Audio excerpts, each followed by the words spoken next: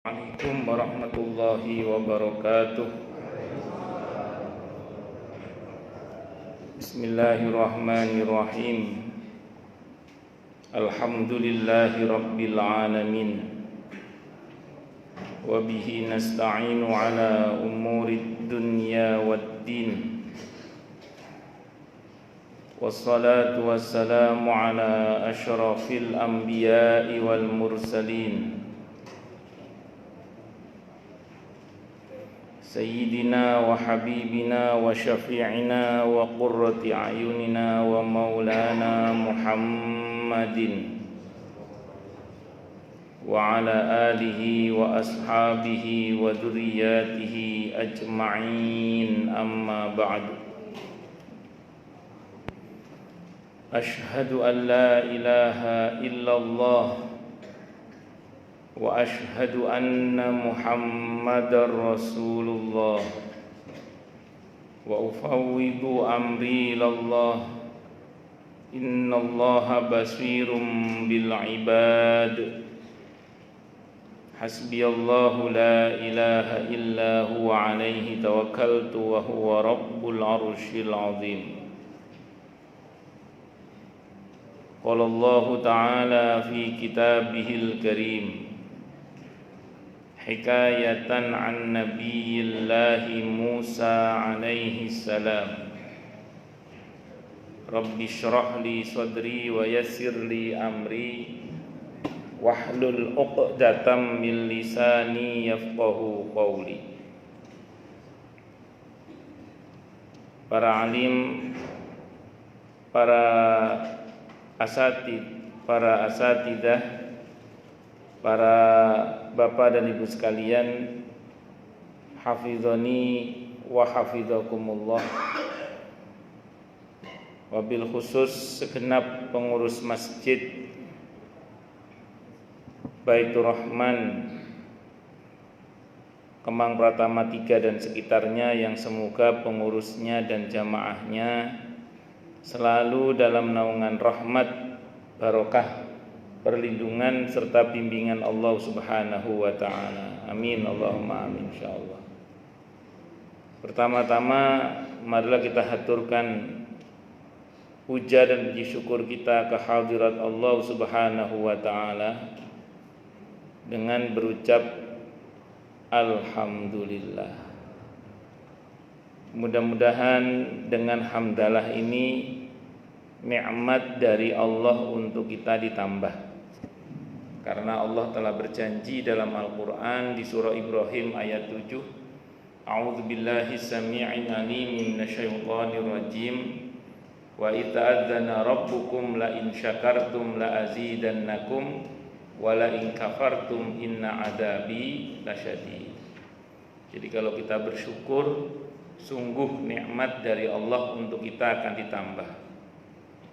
Dan kalau kita kufur, kita diingatkan oleh Allah akan siksanya yang sangat pedih. Ini janji Allah, dan janji Allah dalam Al-Quran itu la raiba fih, tidak ada keraguan di dalamnya.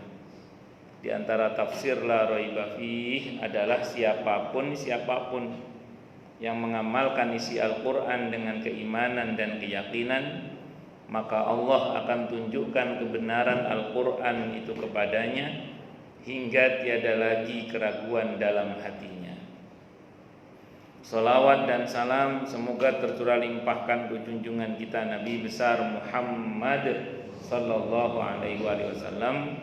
Semoga kita termasuk umat beliau, yang diakui sebagai umat beliau. Amin, Allahumma amin, insyaallah. Bapak Ibu sekalian, hafizani wa hafizakumullah. Nama dan sifat Allah yang insya Allah akan kita bahas pada waktu subuh kali ini adalah nama dan sifat Allah Al-Mutakabbir. Al-Mutakabbir secara umum diterjemahkan dengan yang memiliki kebesaran. Jadi Al-Mutakabbir secara umum diterjemahkan dengan yang memiliki kebesaran. Allah sebagai Al-Mutakabbir adalah zat yang memiliki kebesaran. maka tidak ada yang lebih besar dari Allah.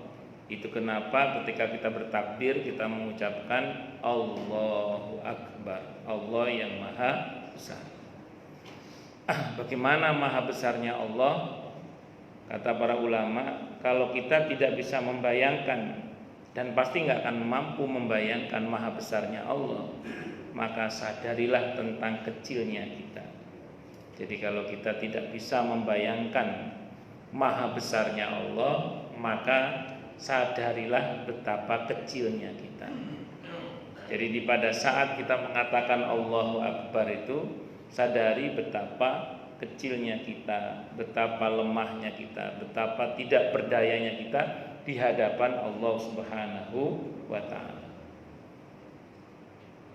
Nah, jadi kalau saya ulang ya, tidak bisa membayangkan bagaimana maha besarnya Allah, sadari betapa kecilnya kita. Para jamaah sekalian, hafizani wa hafizakumullah.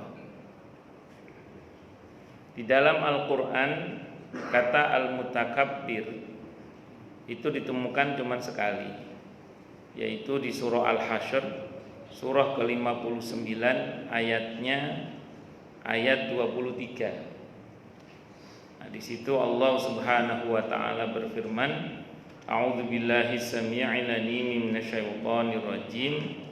Huwallahu alladzi la ilaha illahu al-malik al-quddus as-salam al-mu'min al-muhaimin al-aziz al-jabbar al-mutakabbir.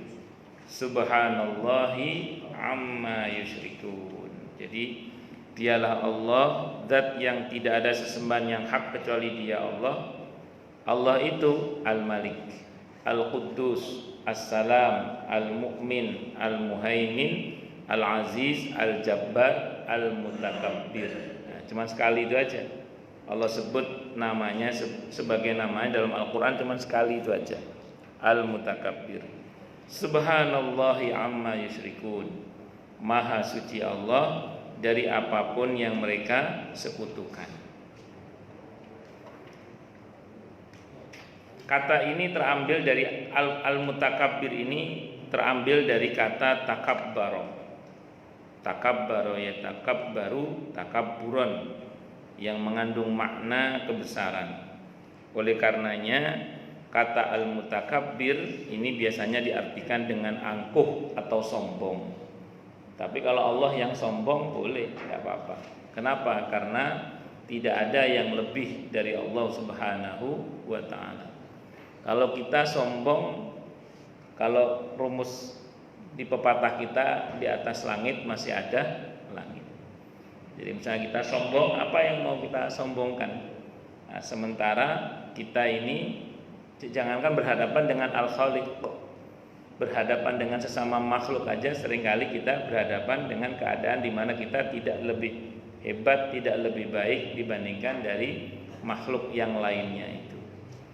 Oleh karenanya kemudian yang perlu kita sadari bersama dalam hati kita adalah bahwa ketika seseorang itu hendak berlaku sombong dan angkuh, maka segera sadari bahwa yang lebih baik dari saya itu masih jauh lebih banyak lagi. Dan saya tidak tahu pernah apa enggak kita itu dibuat oleh Allah seperti itu, sehingga kemudian kita menyadari betapa sebenarnya kita ini ternyata ya masih terlalu banyak orang yang lebih baik dari kita. Bahkan mungkin pernah kita berlaku dalam tanda kutip ya, seperti meremehkan orang lain, tapi ternyata orang yang kita remehkan itu punya banyak kelebihan-kelebihan yang tidak kita duga, yang tidak kita sangka.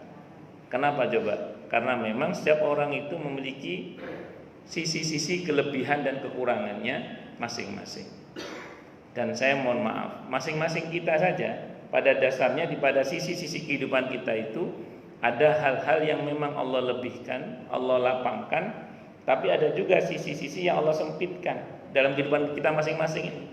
Setiap hamba itu ada sisi di mana dia dilebihkan dan dilapangkan oleh Allah, tapi juga ada sisi di mana dia disempitkan. Disitulah dia diberi keterbatasan oleh Allah Subhanahu wa ta'ala. sebenarnya pada kelebihan-kelebihan yang Allah berikan kepada dia itu tidak untuk dijadikan sebagai modal dia untuk bersombong diri, bukan, tapi untuk disyukuri sebenarnya. Nah, pada sisi di mana dia kurang itu untuk disadari olehnya bahwa betapa sebenarnya kita ini adalah makhluk yang terbatas yang butuh kepada Allah Subhanahu wa taala. Saya ada pernah tahu orang lah, saya pernah cerita apa enggak saya lupa di sini ini. Ya. Satu sisi dia dilapangkan oleh Allah, tapi sisi lain dia itu disempitkan oleh Allah. Saat di Surabaya di Surabaya kenal dengan seorang anak muda dari Jogja aslinya, lulusan S2, lulusan Eropa. Mobil ada, kerjaan ada, rumah beberapa, orangnya sopan, ganteng, gagah. Sopan, ganteng, gagah orangnya itu. Ya orang Jogja kan sopan-sopan gitu. Nah, terus kemudian di satu sisi beliau ya ini menariknya.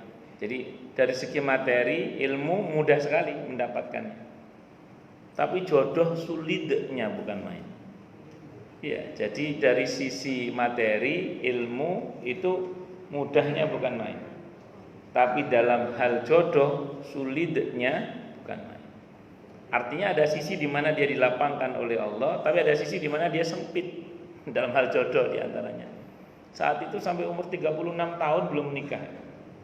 Sampai umur berapa? 36 tahun belum menikah saat itu. Jadi sulit sekali jodohnya itu. Dia kenal anak sama seorang perempuan, sama seorang wanita. Dia senang, wanita itu senang, orang tuanya nggak senang. Nah, ada yang orang tuanya senang, dia senang, anak perempuannya nggak senang. Ada yang dia senang, anak perempuannya senang, orang tuanya senang, calon mertuanya nggak senang.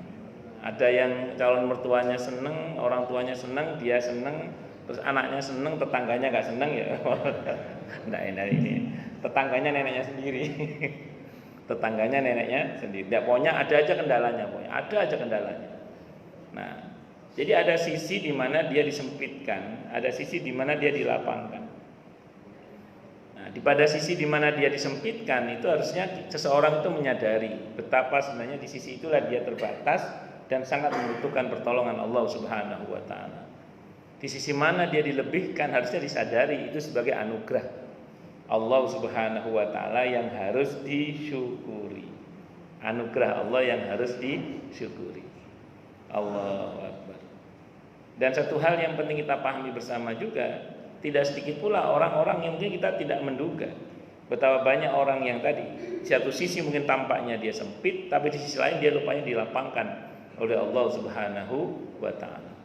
Tahun 2006 kalau nggak salah, tahun 2006 saya ketemu dengan merbot masjid di daerah Cipinang Muara, merbot masjid.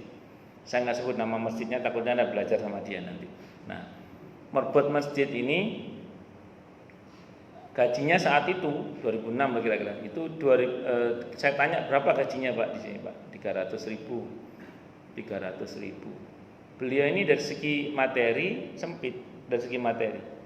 Tapi istrinya 4 itu. Jadi istrinya berapa? 4. Dalam hal jodoh lancar jaya, dalam hal materi dia sempit rupanya. Saya nanya, kok bisa Pak? 300.000 istri 4 itu kok bisa? Ya kalau minta sama manusia tidak cukup Ustaz, tapi kalau minta sama Allah ya cukup. Oh cukup. Ya saya tahu itu Pak. Rahasianya apa? Istri saya 4-4-nya kerja. Oh ya wis Ada teman namanya Dr. Abdullah nanya itu sama salah satu istrinya itu. Mak poro nampean kawin sareng bapak nikah pakai bahasa Madura. Kok mau sampean dinikahi sama bapak ini? Tigel pon pokonku yang katanya. Tidak apa-apa saya dinikahi sama dia, yang penting saya dihargai sebagai seorang wanita. Jadi rupanya laki-laki ini pinter gombal rupanya. Allahu Akbar. Tapi terlepas dari itu, ini fakta gitu, ini fakta. Jadi ada satu sisi mungkin dia si laki-laki ini mungkin tidak selapang yang lulusan S2 Eropa tadi itu. Tapi dalam hal jodoh tuh lancar sekali dia itu. Nah, ada saja macam-macam kehidupan seperti itu. Tapi yang pasti setiap kita, nanti kalau Anda hantam ke dalam diri Anda masing-masing, ke dalam diri kita masing-masing, kita akan merasakan kok ada sisi-sisi di mana kita dilapangkan oleh Allah Subhanahu wa taala, dan itu harus kita syukuri dan kita sadari sebagai anugerah dari Allah Subhanahu wa taala.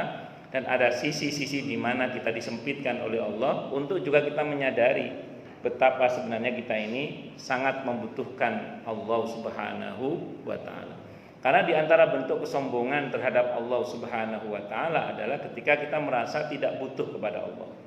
Saya ulang ya, di antara bentuk kesombongan kita kepada Allah adalah ketika kita merasa tidak butuh kepada Allah.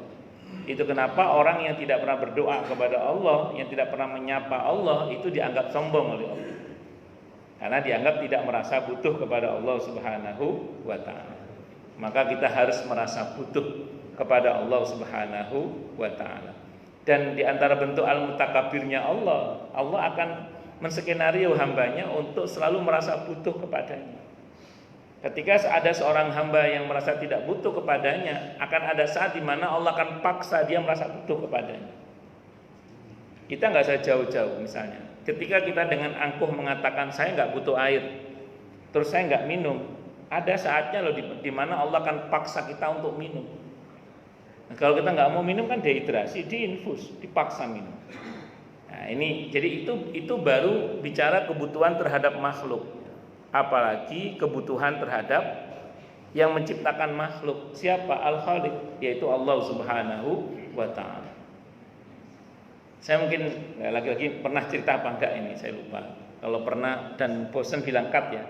Soalnya nah, jadi suatu pagi saya ditelepon oleh seorang ibu-ibu. Bukan orang sini, bukan orang Kemang Pratama. Bukan orang Kemang Pratama, tapi orang Bintara. Yang nelfon orang Bintara. Saya sebutkan tempatnya aja biar Anda nggak toleh-toleh. Siapa yang nelfon? Bukan. Ibu-ibu orang Bintara telepon. Nanti orang sini saya ceritakan di sana, tenang aja. Nah, jadi beliau itu telepon saya. Ustadz masih kenal saya? Mau kenal banget Bu, saya bilang. Jadi di HP beliau itu nomor beliau saya simpen. Gitu. Karena kenapa saya simpen? Karena saya ngajar ngaji di rumah beliau itu 2 minggu sekali. Jadi sebulan 2 kali. Itu yang ngaji semua karyawannya, pembantunya, ibunya, adik-adik iparnya, dia, istrinya, anak-anaknya semuanya ngaji 2 minggu sekali. Kalau menurut saya orangnya itu kawaya, menurut saya.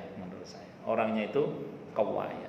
Saya bilang kawaya itu menurut saya karena belum tentu untuk orang Kemang Pratama dia kawaya, belum tentu. Menurut saya. Nah, beliau ini ngajar ngaji di rumah beliau itu 2 minggu sekali. Itu semua karyawannya, pembantunya, pokoknya semuanya, termasuk orang tuanya, iparnya, dia sendiri, adik-adiknya semuanya ngaji. Nah, suatu saat lama nggak ngaji. Ya Ustadz itu kalau biasa diundang, tahu-tahu nggak diundang, mikirnya simpel aja. Oh mungkin ngaji sama yang lain. Udah bosan lah sama saya, udah bosan. Ternyata beliau lama nggak ngaji itu ada masalah rupanya. Ada masalah. Kata dia, suami saya bangkrut Ustaz. Suami saya bangkrut.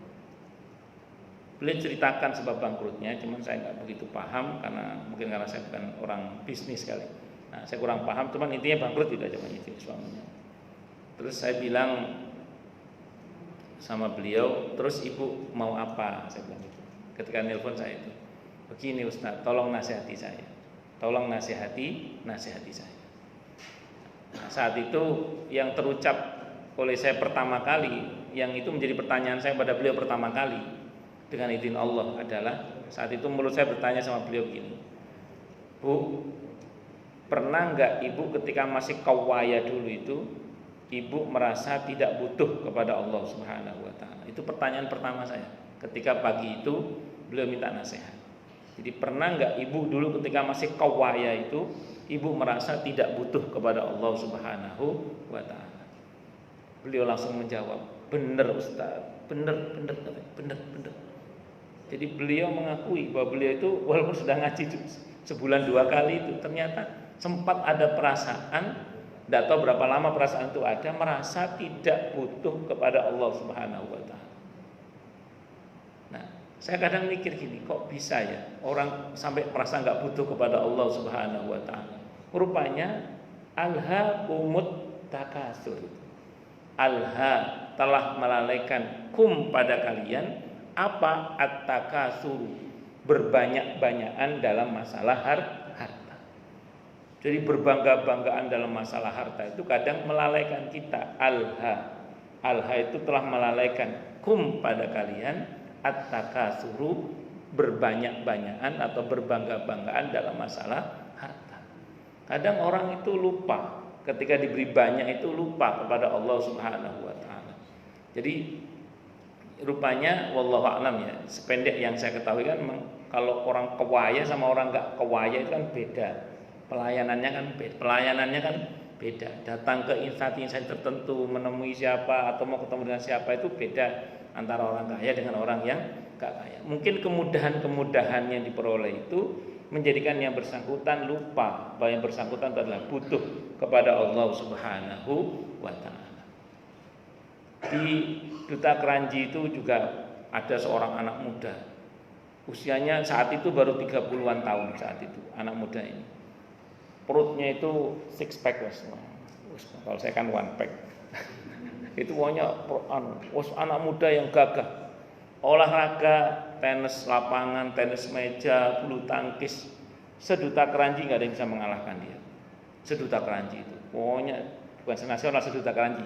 Nah itu pokoknya orang anak muda gagah sekali. Suatu saat saya pas ngajar ngaji di situ ada orang bilang, Ustadz masih kenal sama ini enggak? Kenapa Pak? Sakit sekarang Ustadz. Sakit. Jadi anak muda ini sakit dengan sakit yang nggak tanggung-tanggung, ginjalnya kena, paru-parunya kena, jantungnya kena, gula, macam-macam. Padahal anak muda yang sangat sehat sekali, gaya hidupnya itu sangat sehat sekali, olahragawan. Nah, terus saya diminta untuk memberikan nasihat. Maka pertanyaannya sederhana aja. Dulu ketika Anda masih ahli olahraga, sangat menjaga kesehatan itu, sempat terbersit nggak bahwa Anda butuh perlindungan Allah untuk tetap hidup sehat ini? Yaitu jawabannya ternyata dia lupa bahwa sebenarnya untuk hidup sehat itu dia harusnya mengandalkan Allah Subhanahu wa taala. Bahwa hidup sehat itu sebagai proses, tapi berharap sehatnya tetap harus bergantung kepada Allah Subhanahu wa taala. Hidup sehat itu harus, akan tetapi berharap sehatnya itu tetap harus hanya kepada Allah Subhanahu wa taala. Jadi jangan mengandalkan olahraga kita, jangan mengandalkan makanan sehat kita, tapi kita juga harus menggantungkan harapan sehat itu hanya kepada Allah Subhanahu wa taala. Ada banyak hal yang kemudian orang itu lupa ketika dia melupakan Allah, butuh kepada Allah, saat itu Allah tegur agar dia merasa butuh kembali kepada Allah Subhanahu wa taala. Satu lagi, saya punya kawan, lebih tepatnya saudara lah ya. Beliau ini seorang ustadz, psikolog, penulis buku, praktisi pendidikan. Jadi psikolog, ustadz, praktisi pendidikan, penulis buku. Kan udah luar biasa itu. Beliau cerita pengalamannya. Kata beliau, saya merasa gagal dengan anak pertama dan kedua saya. Beliau putra-putrinya 7. Ya, jadi saya merasa gagal dengan putra-putri saya yang pertama, yang kedua dan pertama dan kedua, kata beliau. Kenapa kok gagal? Menurut beliau gagal. Walaupun masya Allah sekarang anak-anaknya jadi anak-anak yang baik menurut saya. Saya merasa gagal dengan pertama dan kedua saya. Kenapa? Saya tanya gitu. Saat itu saya sangat percaya diri dengan diri saya. Saya kan ustadz, dia bilang. Artinya dia menguasai ilmu agama. Saya psikolog. Dia memahami ilmu-ilmu kejiwaan. Praktisi pendidikan pula, penulis buku. Nah, beliau itu merasa sudah sangat cukup ilmunya. Sehingga dia merasa sangat percaya diri dengan ilmunya itu untuk mendidik anak-anaknya dengan baik dan benar. Maka diterapkanlah ilmu itu dalam mendidik anak-anaknya. Kata beliau, kesalahan saya adalah tidak melibatkan Allah di balik percaya diri saya itu. Jadi saking percaya dirinya dengan dirinya sampai lupa melibatkan Allah dalam pendidikan anak-anaknya itu. Saya itu sampai saat itu mikir, di mana kesalahan saya ya? Kok kemudian saya ini sudah terapkan semua teori ilmu saya, ilmu agama saya, ilmu psikologi saya, pokoknya ilmu parenting saya itu semua sudah saya terapkan kepada anak saya. Saat itu 2 anaknya, kok masih gagal.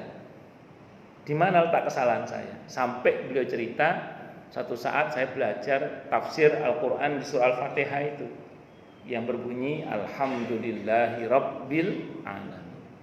Ada kata Rabbul Alamin di situ. Rabb, Tuhan seru sekalian alam. Allah itu pendidik alam semesta. Allah itu pemelihara alam semesta. Allah itu pendidik dan pemelihara alam semesta. Yang mengatur hidup kita, rezeki kita, masa depan kita itu semuanya Allah Subhanahu wa taala. Di situ beliau baru sadar, astagfirullah, selama ini saya lupa tidak melibatkan Allah dalam mendidik anak-anak saya. Sejak itu beliau bertobat, ditobati dulu. Jadi kesalahannya ditobati, tobat, minta ampun pada Allah untuk kesalahannya itu. Dan sejak itu hingga detik ini beliau selalu melibatkan Allah dalam mendidik anak-anaknya. Nah, sejak itulah kemudian dengan izin Allah beliau diberi kemudahan-kemudahan dalam mendidik anak-anak. Ya wallahu a'lam bishawab. Ya fakta di lapangan ya. Kadang sebagian anak itu kan kalau kita nasihati kadang ya galakan anak kita kadang. Nah, dan apalagi sebagian orang tua kadang nggak berani marah sama anaknya sebagian orang tua. Maka di antara pendekatannya adalah doa itu. Doa itu libatkan selalu Allah dalam pendidikan anak-anak kita. Jangankan sekelas kita, sekelas para nabi dan rasul saja doanya nggak habis-habis. Rabbi habli minas sholihin, Rabbi ja'alni muqimas sholati wa min dzurriyyati, Rabbi la tadzarni farda wa anta khairul wasin, Rabbi ja'alni Rabbi habli min ladunka dzurriyyatan thayyibah innaka sami'ud du'a, dan begitu seterusnya. Nah, ini di antara hal-hal yang perlu kita pahami agar dengan al-mutakabbir ini kita paham betapa sebenarnya kita ini sangat butuh terhadap Allah Subhanahu wa taala. Kalau kita nanti merasa, kalau sampai kita merasa tidak butuh kepada Allah, bahaya. Saya khawatir ada saat di mana kemudian Allah akan paksa kita untuk merasa butuh kepada Allah Subhanahu wa taala. Maka mumpung belum dipaksa, ya kita sadari bahwa kita ini sangat butuh kepada Allah Subhanahu wa taala. Ada juga ulama yang berpendapat bahwa makna asal dari kata takabbaro adalah keengganan atau ketidaktundukan. Jadi pertama keengganan. Kata para ulama, Allah itu enggan memberikan dosa kepada hamba-hambanya. Allah itu enggan menyiksa hamba-hambanya. Ini diantara makna al-mutakabbir. Jadi diantara makna al-mutakabbir adalah Allah itu zat yang maha enggan. Enggan menyiksa hambanya, enggan memberikan dosa kepada hambanya. Nah, jadi kalau kita bicara dosa ya sama siksa, Allah itu pelit banget sebenarnya Allah itu. Jadi Allah itu pelit banget, pelit dosa, pelit siksa Allah itu. Mana dalilnya? Hadisnya muttafaqun alaih Bukhari Muslim. Orang punya niat berbuat dosa, kalau baru niat aja belum dicatat sebagai dosa. Kalau baru niat.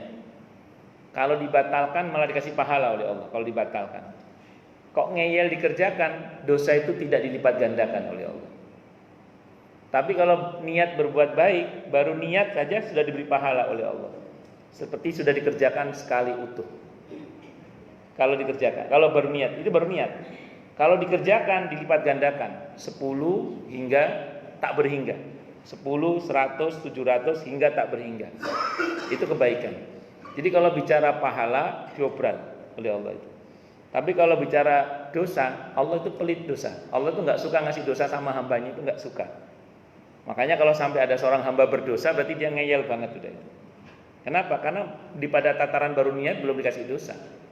Dibatalkan malah diberi pahala. Ngeyel dikerjakan tidak dilipat gandakan, itu dosa. Siksa juga begitu. Allah itu tidak suka menyiksa hambanya, itu nggak suka. Coba nanti Anda perhatikan surah Fatir, surah ke-35 ayat 45 itu. Allah mengatakan, "Lau yu'akhidullahu an-nasa bima kasabu ma taraka 'ala dhahriha min dabbah, walaki yu'akhiruhum ila ajalin musamma." Kalau Allah berkehendak menyiksa hambanya dengan apa yang mereka kerjakan, niscaya tidak akan tersisa satu binatang melata pun di muka bumi ini. Akan tetapi Allah sengaja menangguhkannya hingga pada batas waktu yang ditentukannya. Makanya hati-hati, jangan sampai kita ini sampai jatuh temponya. mumpung belum jatuh temponya dan sengaja Allah kasih tangguh, perbanyak taubat minta ampun kepada Allah Subhanahu wa taala. Ini catatan penting dalam hadis Bukhari. Dalam hadis Bukhari. Kalau ada orang berbuat dosa, namanya aib. Kok aib itu Allah tutup? Kok aib itu Allah tutup? Kata Nabi dalam hadis itu berarti Allah tidak mempersoalkan dosanya. Kalau ada orang berbuat dosa, kok dosanya Allah tutup? Berarti Allah sedang tidak mempersoalkan dosanya dia. Selama Allah tutup jangan dibuka. Sekiranya orang lain gak perlu tahu, gak usah tahu. Saya ulang, sekiranya orang lain gak perlu tahu, gak usah tahu. Udah tutup aja. Kenapa? Karena Allah sedang tidak mempersoalkan dosa kita. Itu namanya aib ditutup oleh Allah. Dan itu jangan terus kita GR diri mengatakan berarti Allah tidak persoalkan. Ya sudahlah, kita jangan begitu. Justru rawat terus ditutupnya aib itu dengan perbanyak istighfar, tobat, minta ampun kepada Allah. Agar dosa itu betul-betul ditutup oleh Allah hingga kita menghadap pada beliau. Nah, kalau sampai dosa itu Allah buka, ditutup rapi, dibongkar oleh Allah, naudzubillah min syarri dzalik, itu pertanda bahwa Allah sedang mempersoalkan dosa kita. Jadi kalau sampai aib itu dibuka oleh Allah, berarti Allah sedang mempersoalkan dosa kita. Terus gimana Ustaz? Perbanyak tobat minta ampun kepada Allah. Perbanyak tobat minta ampun kepada Allah Subhanahu wa taala. Nah, karena yang bisa memperbaiki keadaan kita yang sudah dibuka aibnya oleh Allah itu, mohon maaf misalnya dipermalukan, rusak kehidupan rumah tangganya, naudzubillah min syarri dzalik. Maka yang bisa memperbaiki keadaan itu cuma Allah. Maka kalau sudah dibuka begitu segera tobat minta ampun kepada Allah. Illa man taba wa amana wa amila amalan sholihan fa ulaika yubaddilullahu sayyiatihim hasanat. Kecuali orang-orang yang mau bertobat, beriman dan beramal soleh, mereka itulah yang akan diganti oleh Allah kejahatannya dengan kebaikan-kebaikan. Nah, yang bisa merubah keadaan itu hanya Allah saja. Yang bisa merubah keadaan itu hanya Allah. Maka perbanyak tobat minta ampun kepada Allah. Saya ulang ya, mumpung belum dibuka, perbanyak tobat biar tidak pernah dibuka oleh Allah. Yang sudah terlanjur dibuka, perbanyak tobat agar kemudian diperbaiki keadaannya oleh Allah Subhanahu wa taala. Allah itu tidak hanya pelit siksa sehingga ditangguhkan siksa itu. Bahkan tidak jarang seseorang yang mau disiksa itu dikasih bonus dulu oleh Allah. Disenengkan dulu oleh Allah. Jadi ada orang itu yang mau disiksa oleh Allah itu gara-gara dia terus saking dableknya itu loh. Itu kadang sebelum disiksa, sebelum dihajar, Allah kasih dia kebahagiaan terlebih dahulu. Cuman namanya bukan rizki, tapi istidraj. Al-An'am surah ke-6 ayat 44. Allah katakan, "Falamma nasu ma dzukkiru bih fatahna 'alaihim abwaaba kulli syai' hatta idza farihu bima utu akhadnahum baghtatan fa idahum mublisun." Maka ketika mereka mulai melupakan peringatan yang Allah berikan kepada mereka, diingatkan dablek. Ada orang diingatkan sing ngeyel aja berbuat yang enggak benar. Kata Allah, "Fatahna 'alaihim abwaaba kulli syai'." Ya sudah, kalau kamu terus ngeyel, aku kasih kamu banyak. Jadi dikasih banyak oleh Allah.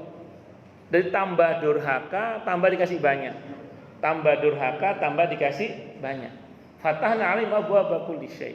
Usahanya lancar, karir politiknya bagus, tokonya nambah, rukonya nambah. Pokoknya semuanya nambah. Tapi tambah durhaka loh ya, syaratnya tambah durhaka. Kalau kita berusaha baik kok nambah, insyaallah itu barokah. Ini enggak, durhaka kok tambah-nambah. Nah, ini jangan-jangan itu istidraj. Sehingga Allah katakan hatta idza farihu bima utu, hingga ketika mereka mulai mencapai puncak kebahagiaannya dalam kedurhakaan itu, kata Allah, akhadnahum baghtatan. Kami ambil nikmat padanya itu secara tiba-tiba sebagai siksa. Jadi Allah ambil nikmat padanya itu secara tiba-tiba sebagai siksa. Kami siksa dia secara tiba-tiba. Baghtatan itu ujuk-ujuk mak jegaklik mak beduduk tiba-tiba itu. Akhadnahum baghtatan fa idahum mublisun. Maka seketika itu dia kaget dan berputus asa. Nah, maka mumpung keadaannya masih diperbaiki oleh Allah Subhanahu wa taala, rawat terus keadaannya dengan perbanyak bertobat, minta ampun kepada Allah Subhanahu wa taala. Tentu kita berharap semoga Allah selamatkan kita dari siksanya dengan rahmatnya. Amin, Allahumma amin insyaallah. Nah, terus kemudian tadi dimaknai dengan ketidaktundukan. Ya, siapa yang bisa menundukkan Allah Subhanahu wa taala? Makanya kalau berdoa kepada Allah itu jangan meregulasi Allah, jangan ngatur Allah. Kalau bahasanya Ibnu Qayyim Al-Jauziyah rahimahullah, Allah itu sangat benci pada seseorang yang datang kepadanya seperti seorang raja yang datang kepada raja yang lainnya. Jadi Allah itu benci banget kalau ada orang yang datang kepada Allah seperti seorang raja yang datang kepada raja yang lainnya. Dan Allah itu akan senang sekali kalau ada seorang hamba datang kepada Allah sebagai seorang hamba yang menghadap kepada Tuhannya. Maka dalam bermunajat kepada Allah, dalam berdoa kepada Allah, jangan pernah sekalipun kita ini meregulasi Allah, ngatur Allah itu jangan. Tapi kita mesti ngemis kepada Allah Subhanahu wa taala, mohon sangat kepada Allah Subhanahu wa taala. Dan Allah itu nggak bisa diatur, tapi bisa dirayu. Allah itu nggak bisa diatur, tapi bisa dirayu. Dan malah Allah nyuruh kita merayunya. Karena di dalam merayu Allah itu ada kemesraan, ada keindahan. Jadi di dalam merayu Allah itu ada kemesraan, ada keindahan hubungan antara makhluk dengan Al-Khaliq dalam hal ini.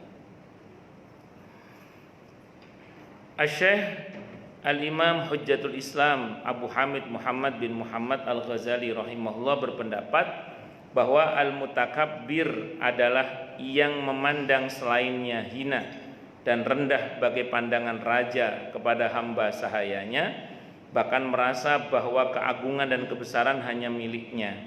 Sifat ini tidak mungkin disandang kecuali oleh Allah, karena hanya Dia Allah yang berhak dan wajar bersikap demikian. Setiap yang memandang keagungan dan kebesaran hanya miliknya secara khusus tanpa selainnya, maka pandangan tersebut salah kecuali Allah Subhanahu wa taala. Tapi ingat bahwa sifat al-mutakabbir ini ditujukan olehnya kepada mereka yang angkuh, yang memandang serta memperlakukan selainnya hina dan rendah. Jadi memandang rendah selainnya itu yang berhak melakukan itu cuma Allah saja.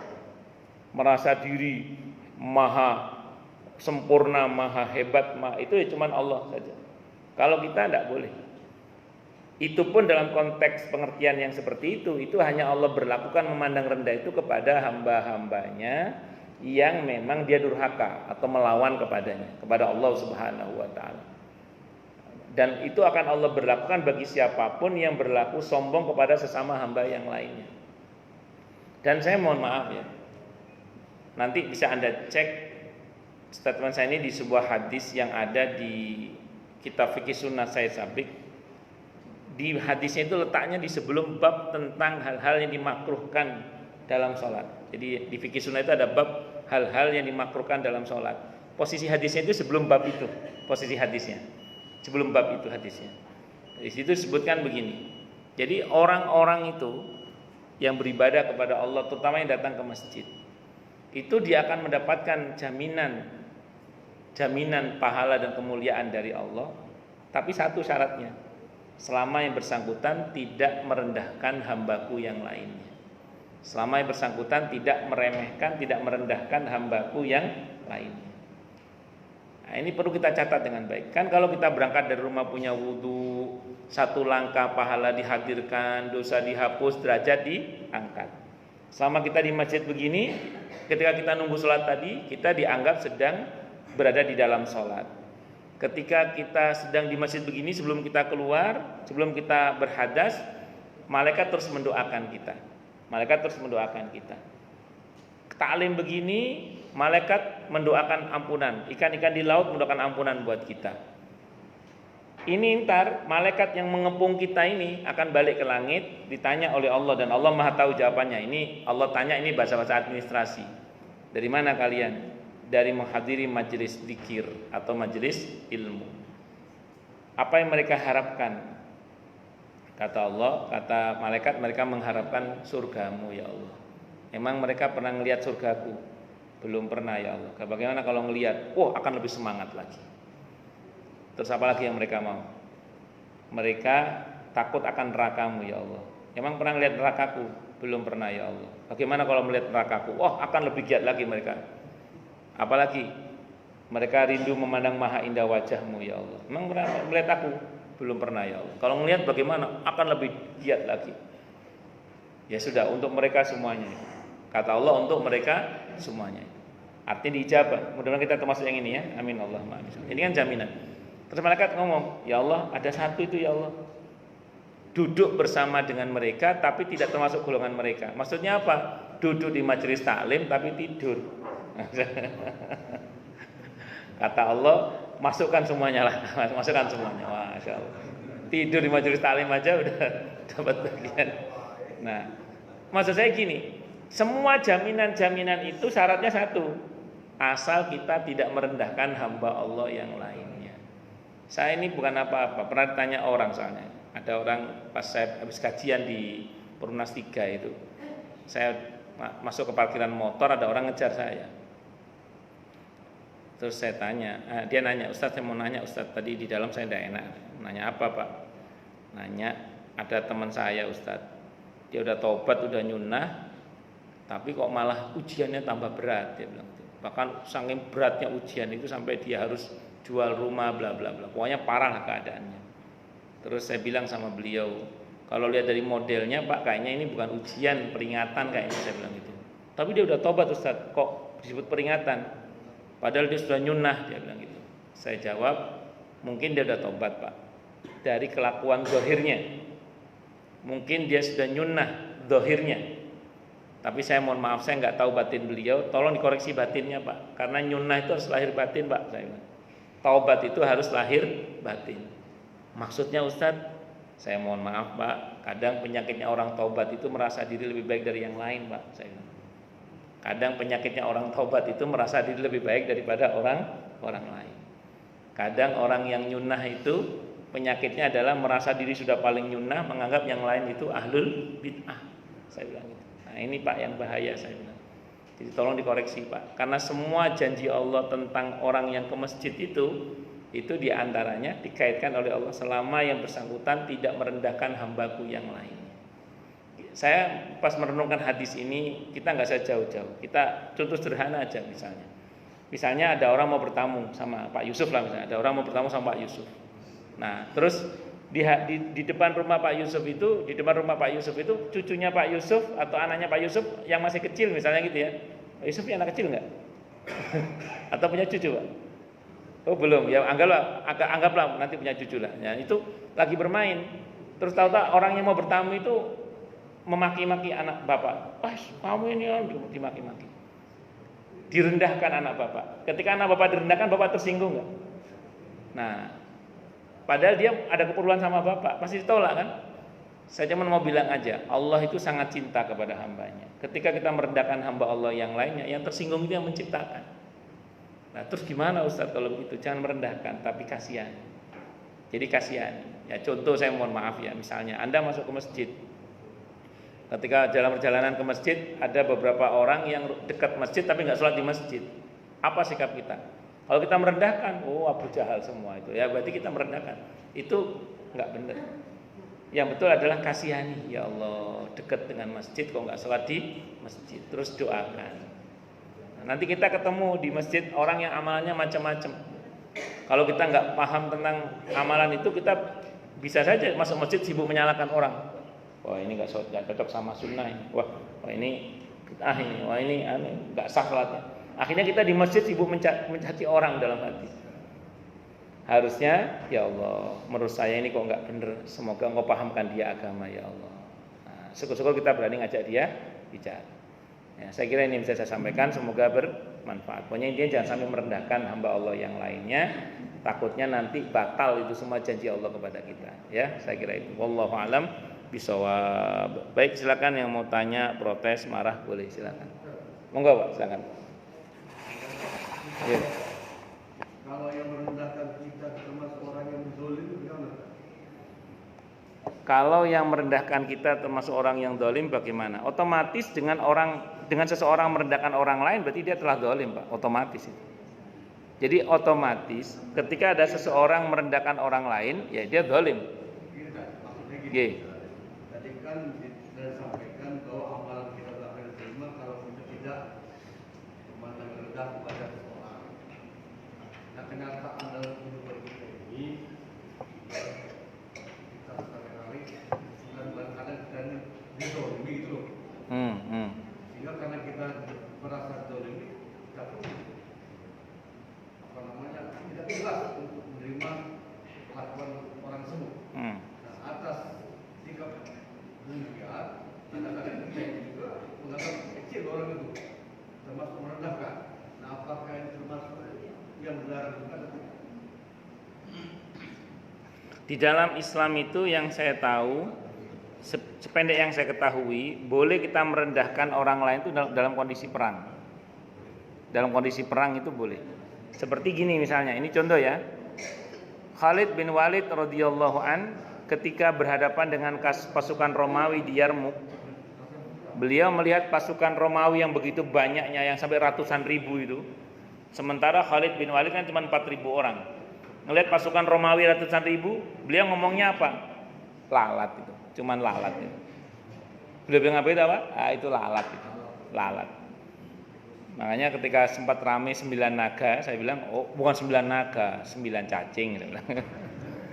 Ya kalau kita nganggap naga besar, kalau cacing kan ya. Nah, jadi kenapa kita ini dalam tanda kutip ya, seperti menjadi bangsa yang kalah terhadap Amerika, Inggris dan macam-macam, ya karena kita seringkali menganggap mereka itu hebat. Padahal kalau kita tahu kan Amerika sendiri kan tidak hanya mengalami resesi, tapi juga kontraksi. Itu lebih dahsyat dari kita keadaan mereka sebenarnya. Pemerintahannya aja bisa pernah berhenti beberapa kali kan seperti itu. Nah, jadi sebenarnya kita ya, harusnya pede aja menghadapi mereka itu. Cuman memang uang kita kayaknya nggak pede sama mereka. Gitu aja. Nah, jadi harusnya gitu Pak. Jadi kalau terhadap dalam kondisi perang kita boleh Pak merasa ya merendahkan lawan tuh boleh. Bahkan ketika ada seorang sahabat berjalan dengan angkuh, kata Nabi dalam kondisi perang, berjalan seperti ini tidak disukai oleh Allah. Tidak ada orang berjalan dengan angkuh Pak dalam peperangan itu.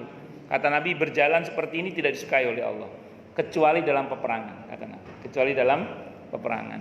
Nah, untuk menggertak kedoliman itu Pak, untuk menggertak kedoliman, Bapak mesti membusungkan dada.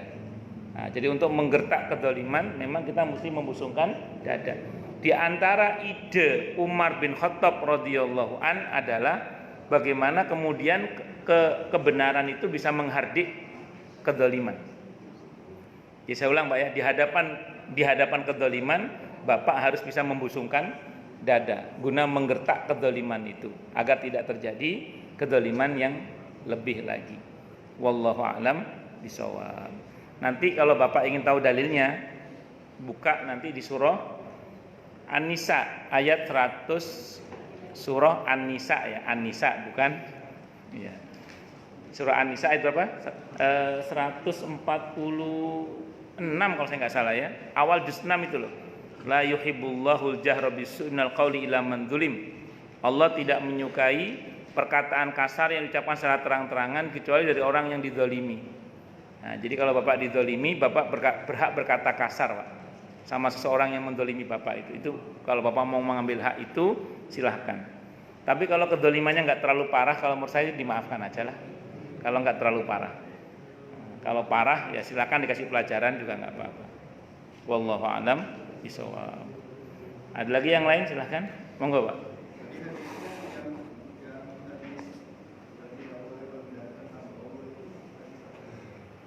Hadis ya ada di fikih sunnah, saya lupa riwayat siapa itu. Tapi posisi hadis itu berada di sebelum bab hal-hal yang dimakruhkan dalam sholat. Nah, jadi di fikih sunnah itu ada bab, Pak. Bab judulnya hal-hal yang dimakruhkan di dalam sholat. Nah sebelum itu ada hadis. Nah hadisnya ada di situ. Saya nggak hafal riwayat siapa, tapi ada di situ hadisnya itu. Di fikih sunnah Said Sabiq. Nah, jadi posisi hadisnya ada di buku fikih sunnah Said Sabiq di pada sebelum bab tentang hal-hal yang dimakruhkan dalam sholat. Wallahu a'lam bishawab. Di situ Pak posisinya. Silakan yang lain. Jelas semua. atau tidak jelas semua? Cukup nggih? Ya, kalau sudah tidak ada kita tutup dengan hamdalah. Alhamdulillahirabbil alamin. Semoga kajian kita bisa bermanfaat, mubarak.